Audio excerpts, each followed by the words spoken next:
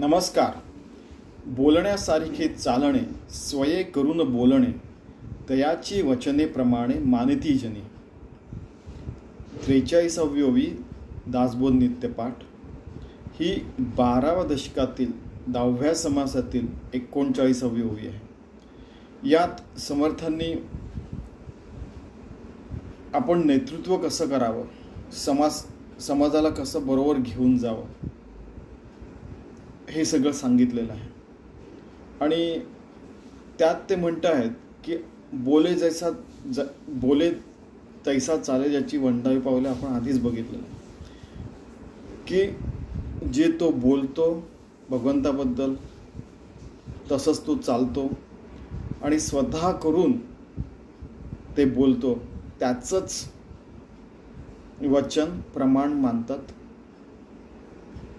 सगळे लोक.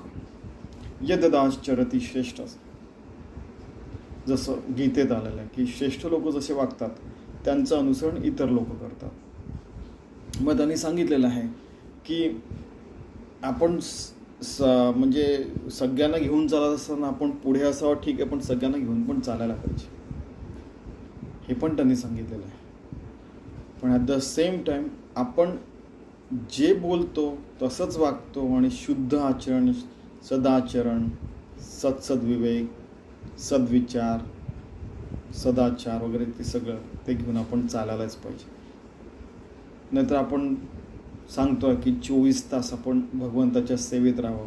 प्रत्येक पल्सबीट, हार्टबीट कानात निघताना, डोळ्यांनी बघताना, उघडझाप करताना, त्यानंतर मग बोलताना, श्वासोच्छ्वास करताना, विचार करताना, खाताना, पिताना, झोपताना, सगळं करताना भगवंताशी एकरूप राहू शकतो असं ते म्हणत आहेत.